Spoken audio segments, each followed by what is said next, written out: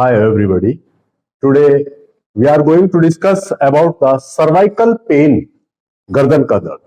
देखिए, आज के दौर में, आज के वक्त में ये परेशानी बहुत ज्यादा देखने को मिल रही है। एक बहुत कॉमन प्रॉब्लम हो गई है, क्योंकि मोस्टली बच्चे या बड़े जो हैं वो आपका वीडियो में, लैपटॉप में और मोबाइल में हर वक्त जो है वो लगे रहते हैं। तो उसकी वजह से ये परेशानी जो है वो टाइम टू टाइम यानी कि डे टू डे जो है वो बढ़ती जा रही है।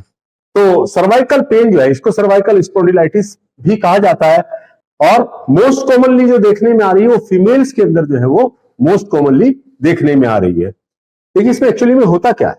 इसमें होता यह है कि जो ये आपकी गर्दन की हड्डियां हैं, यहाँ पर ये इसमें देख सकते हैं, ये यहाँ पर गर्दन की हड्डियां हैं, इनके बीच से होके एक नर्व, एक मेन ब्रांच जो है वो गुजरती है, जिसे स्पाइनल कॉर्ड कहते हैं, और उसमें से दोनों साइड्स में नसें निकलती हैं, जिनको हम स्पाइनल नर्व्स कहते हैं, सर्वाइकल स्पाइनल नर्व्स कहते हैं। जब उनके ऊपर कंप्रेशर पड़ने लगता है, वो किसी भी वजह से पड़े, कोई भी कॉज हो जिनकी वजह से वो नसें जो है, ये जैसे आप देख रहे हैं, ये नसें ये दबने लगती है, तो उसकी वजह से आपका नर्व सप्लाई जो पूरी तरह से नहीं हो पाती है, तो पेशेंट जो है वो आपका दर्द की शिकायत करने लगता है, उसको दर्द होने लगता है। तो उसी चीज को हम आपका सर्वाइकल पेन का नाम देते हैं।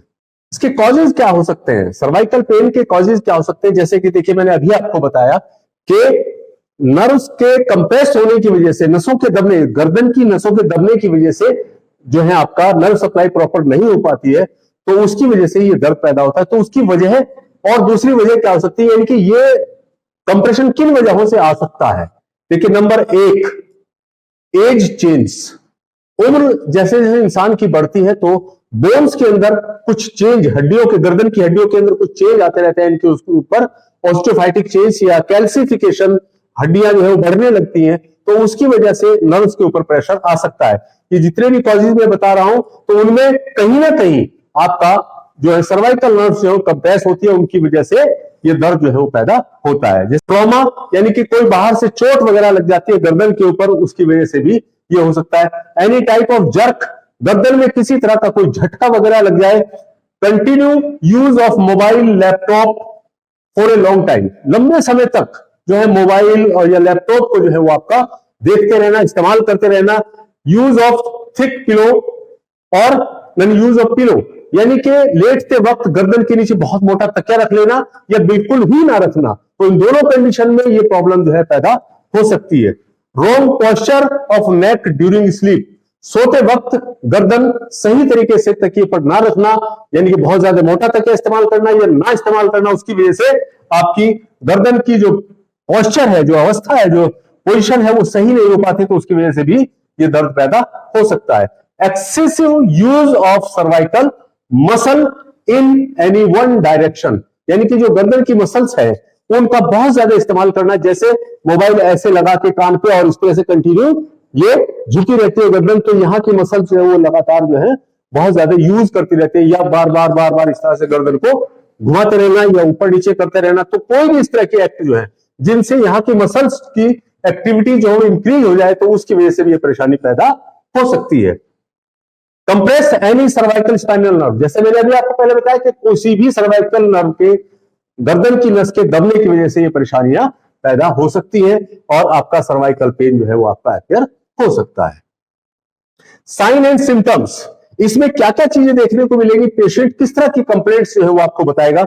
इसमें नंबर एक, जैसे pain and stiffness in the neck, गर्दन के अंदर दर्द होना और वहां की मांसपेशियां जो है वो सख्त हो जाती है, गर्दन की मांसपेशियां सख्त हो जाती है, और ये पेन जो है आपका रेडिएटिंग पेन होता है, यानी कि फैलने वाला पेन होता है, जो कि आपका गर्दन से शुरू होकर कंधे में आएगा और कंधे से, हाथ से होता हुआ आपका उंगलियों तक चला जाता है।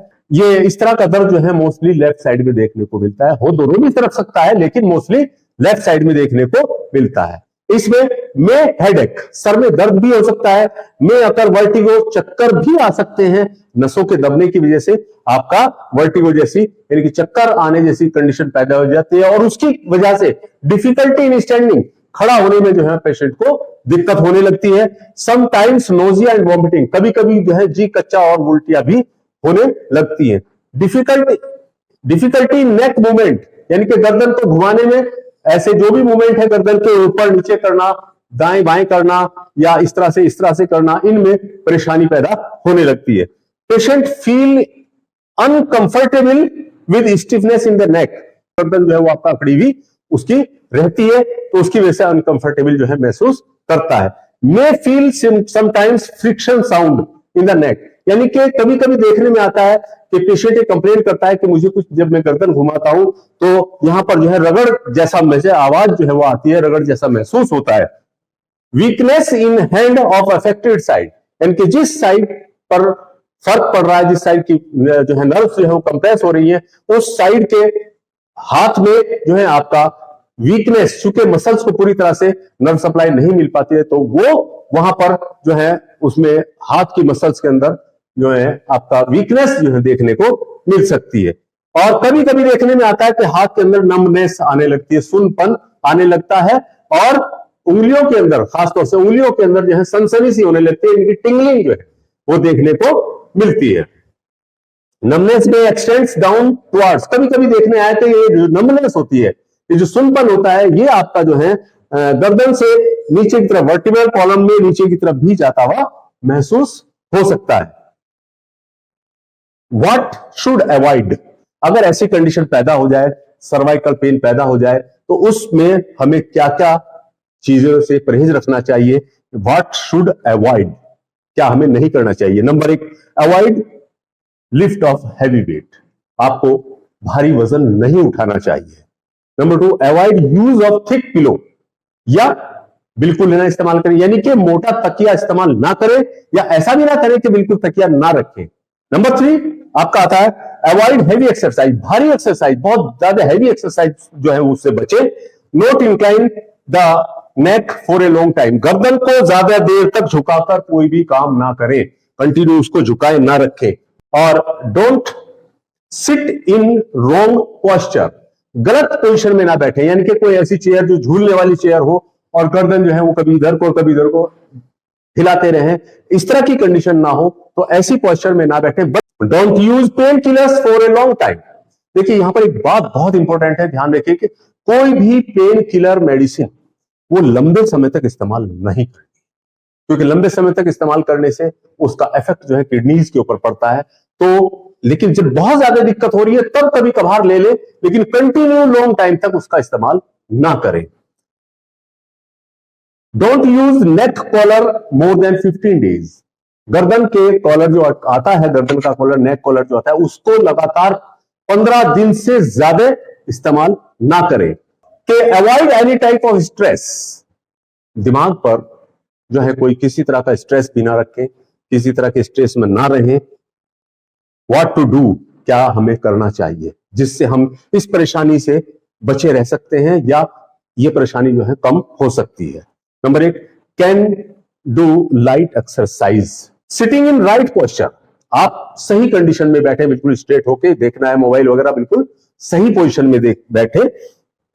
यूज थिन पिलो, सोते वक्त या लेटते वक्त जो है बहुत हल्का सा तकिया जो है वो आप इस्तेमाल करिए। यानी कि टीवी वगैरह अगर आपको लेट कर देखना है तो उसको लेट कर ना देखें, बल्कि अपनी सही पोजीशन बना के, उसको एक एंगल बना के सही आप जो है टीवी को देख सकते हैं, लेकिन कंटिन्यू जो है वो लेट कर टीवी ना देखें। हाइड्रेट योर बॉडी रेगुलरली, अपनी बॉडी में आपका पानी वगैरह की कमी ना आने दें, तो उसको कंटिन्यू पानी वगैरह पीते रहें, तो अपनी बॉडी को हाइड्रेट रखें। Correct your posture during using laptop, mobile या राइटिंग, लिखते वक्त, पढ़ते वक्त, या आपका मोबाइल देखते वक्त या लैपटॉप देखते वक्त अपनी पोजीशन जो है वो बिल्कुल सही रखें। रेस्ट, थोड़ी बहुत देर के लिए आप आराम कर सकते हैं। टेक ट्रैक्शन बाय डॉक्टर, आप फिजियोथेरेपिस्ट के पास जाके गर्दन के लिए ट्रैक्शन वो करते हैं एक एक्सरसाइज, तो ट्रैक्शन आप वहां पर जाकर करा सकते हैं, उससे भी काफी रिलीफ मिल सकता है। फिजियोथेरेपी की और दूसरी प्रोसेस भी है, जैसे आपका सिकाई वगैरह करते हैं या ट्रैक्शन वगैरह करते हैं, तो वो फिजियोथेरेपिस्ट के पास जाके आप जो है उसका इलाज इस तरह से करा सकते हैं। कैन साइकिलिंग एंड स्विमिंग, यानी कि आप हल्की फुल्के तौर पे अपने साइकिल भी चला सकते हैं, स्विमिंग भी कर सकते हैं, तैर भी सकते हैं। टेक हेल्दी डाइट, और सबसे इंपॉर्टेंट चीज कि हेल्दी डाइट आप लेते रहें। सर्वाइकल पेन के दौरान आप जो है उसका मैनेजमेंट या ट्रैक्शन या जो है आपका ट्रीटमेंट कैसे करते हैं और कैसे करना चाहिए। देखिए, सबसे पहली चीज मैंने बताया, इसमें सबसे बेहतर जो होता है वो होता है आपका एक्सरसाइज करना, फिजियोथेरेपी कराना सबसे बेहतर होता है। एक्सरसाइज में अभी मैंने आपको बताया, फिर एक बार बताता हूं कि आप अपने हाथ को ऐसे माथे पर रखिए, दूसरा हाथ ऐसे रखिए, तो हाथ से प्रेशर पीछे को लगाइए और सर से प्रेशर आगे को लगाइए, लेकिन यहीं पर बीच में स्टे रहेगा वो। इसी तरह से ये 5-7 बार करिए। फिर इसी तरह से एक हाथ ऐसे रखिए, हाथ से प्रेशर इधर को लगाइए और सर से प्रेशर इधर को लगाइए।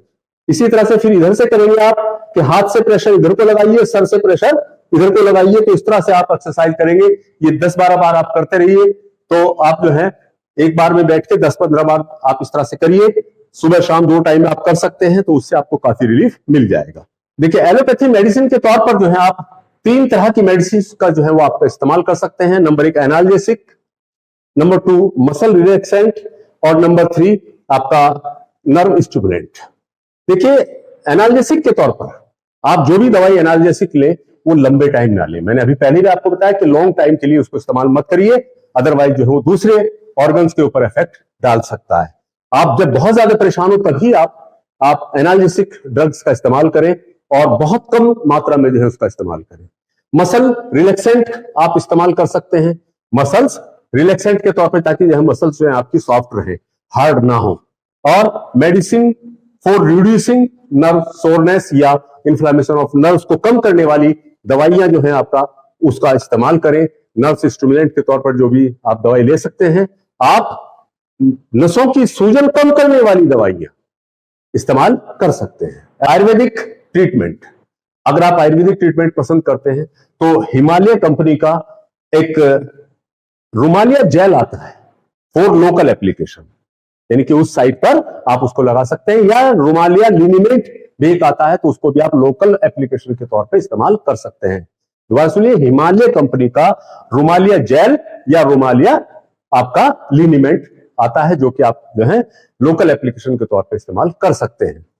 रुमालिया 4 टैबलेट आती है, जिनको आप शल्लाकी टैबलेट के साथ, ये भी हिमालय कंपनी की है, रुमालिया 4 टैबलेट विद शल्लाकी टैबलेट, ये पेन रिलीवर होती हैं और आपका इन्फ्लेमेशन को कम करती हैं। तो ये आप जो है आयुर्वेदिक मेडिसिन के तौर पे इस्तेमाल कर सकते हैं। देखिए, अगर आप यूनानी दवाई में बिलीव करते हैं तो यूनानी दवा के तौर पर आप हमदर्द कंपनी की या मैक्स कंपनी की हब्बे असगंध, हब्बे सुरंजान, जो कि आपका न्यूराइटिस यानी कि नसों की सूजन को कम करती है और एंटीऑक्सीडेंट का काम करती है। इसी के साथ साथ आप हब्बे अजरा की, जो कि नर्व स्टिमुलेंट होता है, नसों को के अंदर जो है स्टिमुलेशन लाता है, और उसके साथ साथ जो है मसल्स की जो वीकनेस है या उसकी स्टिफनेस है उसको कम करने के लिए या वीकनेस को खत्म करने के लिए आप माजून फलास्फा, इसका इस्तेमाल जो है आप कर सकते हैं। एज पर होम्योपैथिक एक्सपर्ट, अगर आप होम्योपैथिक दवाई में बिलीव करते हैं तो एज पर होम्योपैथिक एक्सपर्ट जो है सिमिसिफुगा रेसिमोसा 30, इसकी 2-3 बूंद जो है आप जबान पर टपका सकते हैं, दिन में 2 बार या 3 बार भी आप इसका इस्तेमाल कर सकते हैं। या लेक्नेंथास टिंक्टोरिया, लेक्नेंथास टिंक्टोरिया 30 आपका, ये भी आप जो है उसकी 2-3 बूंद जबान पे डाल के दिन में 2 बार या 3 बार इस्तेमाल कर सकते हैं। इसकी जो है आपका ग्रेन्यूल्स भी आते हैं, उनका भी आप इस्तेमाल कर सकते हैं। तो ये था हमारा आज का लेक्चर, सर्वाइकल पेन या सर्वाइकल स्पॉन्डिलाइटिस। इसमें से कोई सवाल अगर आपके जहन में आ रहा है तो आप हमारे कमेंट बॉक्स में डाल सकते हैं, और अगर आपको ये वीडियो पसंद आया तो लाइक, शेयर, सब्सक्राइब जरूर कीजिए। थैंक्स।